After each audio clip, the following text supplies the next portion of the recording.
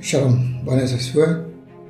Kuna jambo ambalo nataka niwaambie ambalo limepangwa na Kikwete na watu wake, Samia na watu wake.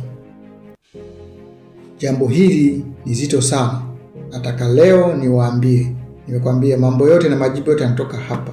Mimi ndio rais wa Tanzania mpya. Ninawaambia yale ambayo magaidi wa Tanzania mpya wanayapanga na kutaka kuyafanya.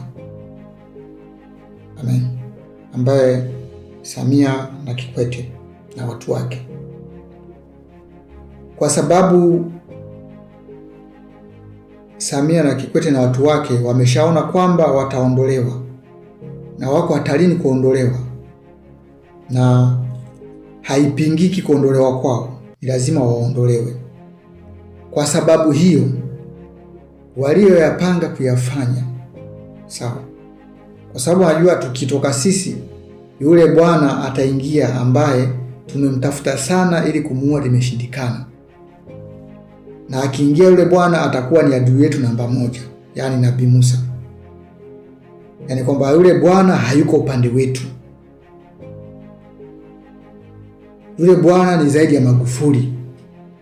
Sawa. Hilo wanalijua. Na kwa sababu hiyo walichokipanga Samia na watu wake, walichokipanga, kwa sababu kunizuia imeshindikana, kuniua imeshindikana, na kuniteka imeshindikana, kwa sababu mimi nimeshinda mauti na kuzimu. Wewe Petro, nitakuweka, kanisa langu nitalijenga juu yako. Wewe utakuwa mwamba na kanisa langu nitalijenga juu yako, wala milango ya kuzimu haitaliweza. Na Petro akawaambia, tumuogope nani? Walipokuwa wakiwazuia wasihubiri habari kuhusu habari za Yesu, akawaambia tumuogope nani? Tuogope wanadamu au tumuogope Mungu?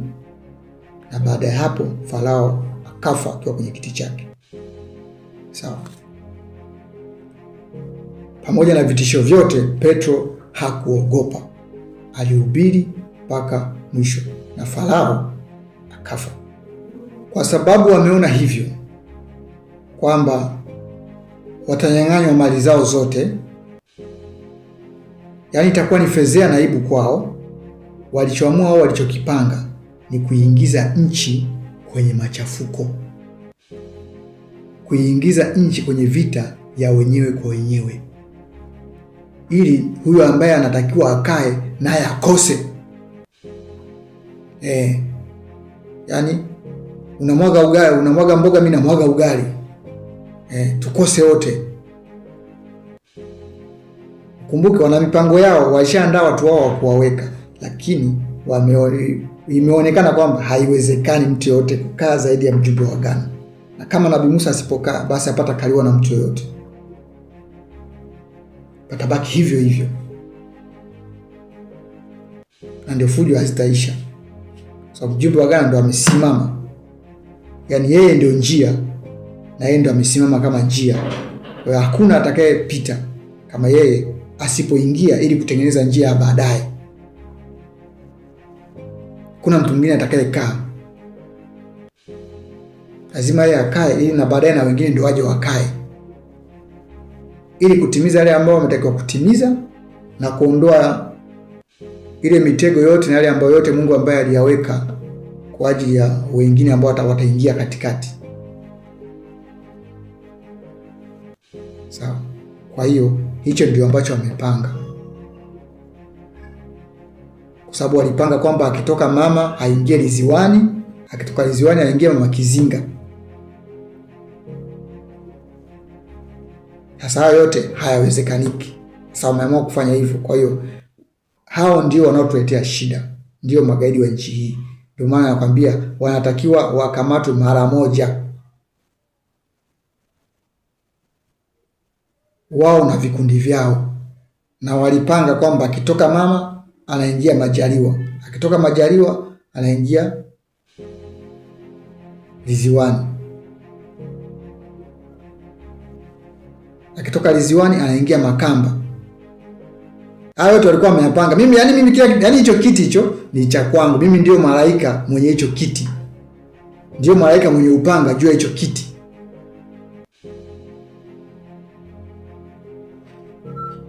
Kwa yote yanayofanyika hapa mimi nayajua. Wanapanga nani akae nani asikae.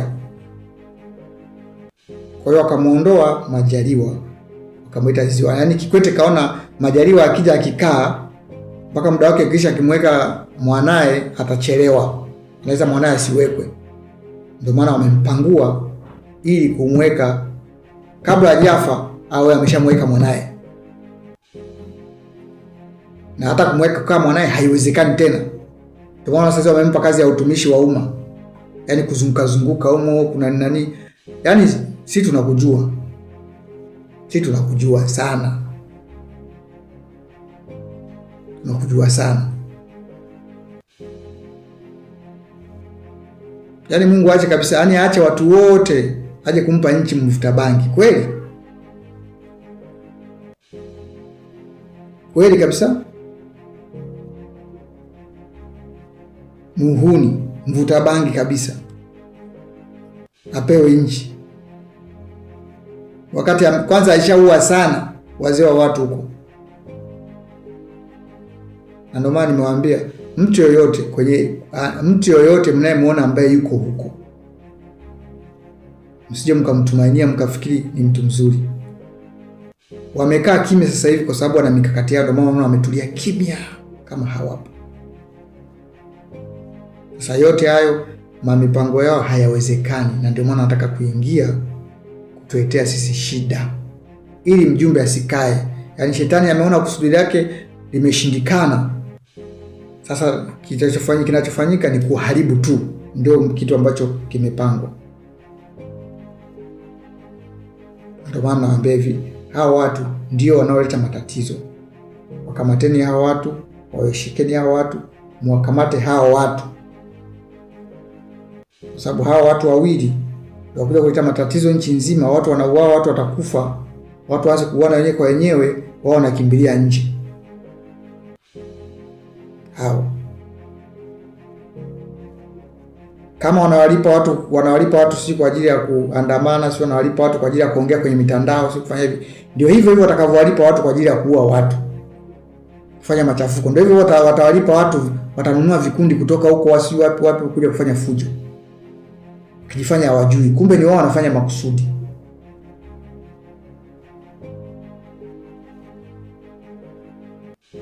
Huko wanajifanya viongozi wa serikali, huko wanawalipa watu kuja vikundi vya kigaidi kuingia kufanya fujo. Yaani ionekane nchi haina amani. Wao nafikiri Kongo, serikali ya Kongo au serikali inashindwa kupambana na wasi. Ni viongozi wenyewe walioko serikalini, wale viongozi wa juu ndio wanaofadhili vile vikundi. Ndio wanaotoa taarifa za serikali kwa vile vikundi, ndio wanaofanya, ndio maana amani haiwezi kupatikana. Na ndio mchezo wanaotaka kuucheza. Nimekueleza hiyo mpango wao unaopangwa sasa. Wameona ugali umemwagika na wanataka kumwaga mboga. Nimekwambia hii ni vita ya Musa na Samia. Vita ya Mungu na shetani mbinguni. Duniani ni Samia na Nabii Musa. Vita ya Mungu na shetani ndio hii nimekwambia. Lakini mipango yenu yote, kila mpango mtakao upanga hautafanikiwa.